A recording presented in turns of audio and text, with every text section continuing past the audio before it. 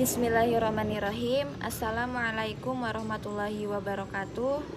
Alhamdulillahirabbil alamin. Assalatu wassalamu ala asyrofil anbiya'i wal mursalin wa ala alihi washabihi ajmain. Amma ba'du. Baiklah, sebelumnya perkenalkan, nama saya Widya Nur Hopipa. Saya di sini merupakan salah satu perwakilan dari kelompok kami yang akan mempresentasikan hasil dari diskusi mengenai artikel manajemen kepemimpinan dan pengambilan keputusan organisasi, yang mana beranggotakan Nur Aliyah, Putri Azhara, Raihan Lutfi, Rizka Putri Koswara, Salbiah Wahdini, Sandi Nugraha, Sena Yupitasari, Serina Zakia Syarifah, Sri Wahyulatri, saya sendiri Widya Nur Hopipa, Yuniar Ayuning Rahayu, dan Jaimatul Hilaliyah. Dan di sini ada pokok pembahasan. Yang pertama ada pendahuluan, yang kedua ada manajemen kepemimpinan keputusan organisasi, yang ketiga ada peran kepemimpinan dalam mengambil keputusan, yang keempat ada metode pengambilan keputusan, yang kelima ada dasar-dasar pengambilan keputusan, yang keenam ada tahapan pengambilan keputusan, dan yang terakhir ada kesimpulan. Maka langsung saja, di sini ada pendahuluan, yang mana dalam suatu organisasi selalu melibatkan beberapa orang yang berinteraksi dengan yang lainnya. Interaksi ini disusun dalam suatu struktur yang bisa membantu dalam pencapaian tujuan bersama. Agar pelaksanaannya berjalan dengan baik, maka dibutuhkan seperti perlengkapan, metode kerja, bahan baku, dan lainnya. Pada kegiatan organisasi ini pasti diperlukan seorang pemimpin yang mengupayakan untuk membangun pemimpin yang efektif, adanya pembekalan, dimensi keterampilan, teknis dan konseptual, yang mana kepemimpinan manajemen ini berhubungan erat dengan proses pengambilan keputusan. Dengan demikian dapat dipahami bahwa pengambilan keputusan ini merupakan aspek yang paling penting, karena dengan tidak adanya pengambilan keputusan, maka seorang pemimpin manajemen organisasi tersebut tidak mampu menjalankan semua fungsi pengelolaan, mulai dari perencanaan, pengorganisasian, pelaksanaan, pemantauan, dan evaluasi yang efektif. Langsung saja, yang pertama ini menjelaskan manajemen kepemimpinan dan keputusan organisasi atau fungsi manajer, yang mana dibagi menjadi 5. Yang pertama untuk menetapkan tujuan, yang kedua pengorganisasian, yang ketiga memotivasi tim, yang keempat merancang dalam penilaian, yang kelima memajukan orang. Langsung saja di sini, yang pertama menetapkan tujuan. Menetapkan dan mencapai tujuan ini merupakan cara utama bagi seorang manajer untuk meraih dan mempertahankan kesuksesan. Maka dari itu, seorang manajer juga harus bisa menyampaikan visi organisasi kepada orang-orang yang bekerja di bawahnya dengan meyakinkan. Dengan begitu, semua orang dalam tim akan lebih mudah bekerja sama karena berbagai pandangan dan tujuan akhir yang seragam. Selanjutnya, yang kedua ini ada pengorganisasian. Pengorganisasian ini terdiri dari serangkaian hubungan antara sifat individu serta departemen di dalam organisasi. Maka dari itu, seorang manajer bertanggung jawab memastikan bahwa individu di dalam dan antar departemen ini dapat bekerja sama secara harmonis. Selanjutnya, yang ketiga ini ada memotivasi tim. Selain tugas pengorganisasian dan mendelegasi, memotivasi juga menjadi bagian dari fungsi manajemen. Memotivasi itu sendiri merupakan keterampilan untuk memahami berbagai jenis kepribadian untuk menggembleng setiap anggota tim fokus mencapai suatu tujuan.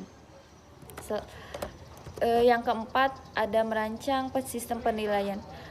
Menetapkan target atau indikator kinerja utama yang menjadi tujuan tim, dan kemudian menghasilkan cara untuk mengukur apakah tim mereka berada di jalur yang tepat.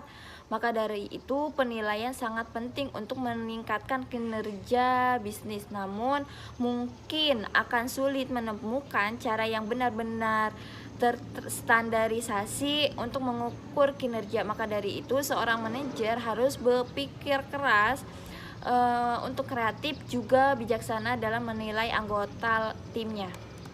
Dan yang terakhir ada memajukan orang, yang mana selain memimpin tim meraih tujuan dan mengukur kemajuan mereka di dalam sepanjang jalan, manajer juga baik terlibat dalam memajukan individu. Mereka juga bertanggung jawab untuk melatih anggota tim mereka dengan membantu mengenali kekuatan dan kelemahan masing-masing. Dari sana manajer dapat membangun tim untuk membantu mereka menetapkan tujuan demi meneliti karir dalam organisasi tersebut guna menjalankan kelima fungsi manajemen ini dengan sukses. Seorang manajer juga harus mempunyai keterampilan dan juga kepemimpinan yang baik. Sekian dan terima kasih. Pemimpin dalam mengambil keputusan terbagi menjadi 3 sifat, yaitu yang pertama bersifat interpersonal, di mana seorang pemimpin harus tampil dalam berbagai upacara resmi, serta mampu memberikan bimbingan dan menjalin kerjasama dengan bawahan. Yang kedua yaitu bersifat informasional, di mana seorang pemimpin harus mengikuti dan mendapatkan informasi dari kegiatan yang dilaksanakan. Dan yang terakhir yaitu bersifat pengambilan keputusan, di mana seorang pemimpin harus berusaha memperbaiki dan mengembangkan satuan kerja yang dipimpinnya, serta mampu mengatasi hambatan yang dihadapi. Bismillahirrahmanirrahim. Kemudian pembahasan yang kedua adalah tentang metode pengambilan keputusan. Nah, metode pengambilan keputusan ini dibagi menjadi 2. Yang pertama adalah metode pengambilan keputusan secara tradisional dan yang kedua adalah secara modern.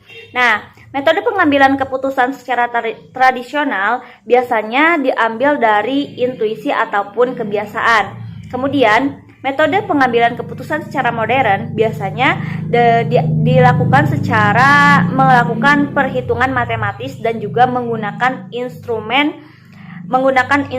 modern seperti komputer dan juga perhitungan statistik. Nah, kemudian ada dasar pengambilan keputusan menurut GR Terry. Nah, di sini dasar pengambilan keputusan dibagi menjadi 5. Yang pertama adalah intuisi, yaitu suatu proses bawah sadar terciptanya pengalaman terseleksi. Nah, dari pengambilan keputusan secara intuisi ini dapat menghasilkan keputusan yang subjektif dan juga dapat terpengaruh. Kemudian, yang kedua adalah pengambilan keputusan berdasarkan pengalaman yang memberikan manfaat bagi pengetahuan praktis. Nah, dari pengalaman, maka seseorang dapat memperkirakan suatu keputusan, baik buruknya atau untung ruginya sebuah keputusan yang nantinya dihasilkan. Nah, kemudian yang ketiga adalah pengambilan keputusan berdasarkan fakta, dapat memberikan hasil yang sehat, solid, dan juga baik.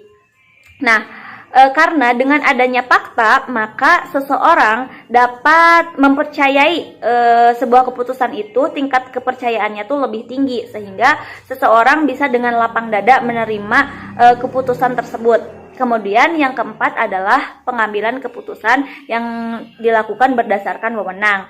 Nah, pengambilan keputusan berdasarkan wewenang ini biasanya dilakukan oleh seorang pemimpin atau dilakukan oleh seseorang yang lebih tinggi jabatannya kepada seorang yang lebih rendah atau lebih bawah jabatannya. Kemudian yang kelima adalah pengambilan keputusan berdasarkan rasional. Nah, di mana pengambilan keputusan berdasarkan rasional ini akan menghasilkan keputusan yang objektif, transparan, dan juga konsisten. Nah, kemudian ada beberapa hal juga yang perlu dilakukan dalam pengambilan keputusan ini. Yang pertama adanya kejelasan masalah, kemudian yang kedua adalah orientasi tujuan, yang ketiga adalah pengetahuan alternatif, kemudian preferensi yang jelas dan juga hasil yang maksimal. Bismillahirrahmanirrahim. Di sini saya akan sedikit menjelaskan materi tentang dasar pengambilan keputusan organisasi. Menurut Gatot Suraiji dan Angel Betus Martono, mengemukakan bahwa secara umum pengambilan keputusan muncul atas dasar beberapa sebab, yaitu yang pertama berdasarkan perasaan, yang kedua berdasarkan rasional. Berdasarkan rasional ini ada beberapa kemungkinan dalam pengambilan keputusan, seperti kejelasan masalah, orientasi tujuan, pengetahuan alternatif, preferensi yang jelas, dan hasil yang maksimal. Yang ketiga, berdasarkan pengalaman. Berdasarkan pengalaman akan memberikan pengetahuan yang praktis. Yang keempat, berdasarkan fakta. Berdasarkan fakta ini akan menghasilkan keputusan yang sehat, solid, dan baik. Dan yang terakhir adalah berdasarkan wewenang. Berdasarkan wewenang dilakukan oleh pimpinan terhadap bawahannya atau bagi orang yang kedudukannya lebih tinggi ke orang yang lebih rendah kedudukannya. Bismillahirrahmanirrahim. Pada kesempatan kali ini saya akan menjelaskan mengenai tahapan-tahapan pengambilan keputusan. Keputusan yang telah ditetapkan pemimpin bukanlah merupakan tujuan organisasi, namun sebagai cara yang tepat untuk merealisasikan tujuan, keputusan sebenarnya merupakan suatu tanggapan keorganisasian terhadap suatu permasalahan. Secara umum, pengambilan keputusan dilaksanakan dengan melalui 3 tahap pokok. Yang pertama ada penelitian, yaitu mempelajari lingkungan atas kondisi yang memerlukan keputusan. Data mentah diperoleh, diolah, dan diuji untuk dijadikan arah tindakan yang dapat mengidentifikasi masalah. Yang kedua ada desain, yaitu mendaftar, mengembangkan, dan menganalisis arah tindakan yang mungkin dilakukan. Aktivitas ini meliputi proses untuk memahami permasalahan, menghasilkan pemecahan, dan menguji kelayakan permasalahan tersebut. Dan tahapan terakhir yaitu adalah proses pemilihan, yaitu menetapkan arah tindakan tertentu dan keseluruhan yang ada, pilihan ditentukan, dan kemudian dilaksanakan. Mungkin itu saja dari proses tahapan-tahapan dalam pengambilan keputusan. Sekian. Kesimpulan, manajemen adalah sistem yang untuk mencapai tujuannya secara efektif dan efisien. Proses pencapaian tujuan dilakukan dengan merencanakan strategis organisasi, penyusunan struktur organisasi, menggunakan semua sumber daya yang tersedia. Sedangkan pengambilan keputusan merupakan proses pembuatan pilihan dari jumlah alternatif.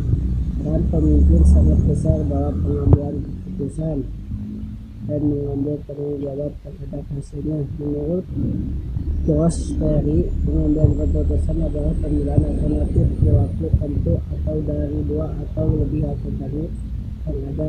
Keputusan lahir dari suatu proses di mana di dalamnya terjadi diskusi saling intensif, saling membutuhkan pikiran dan brainstorming yang mendalam dengan analisis yang tajam.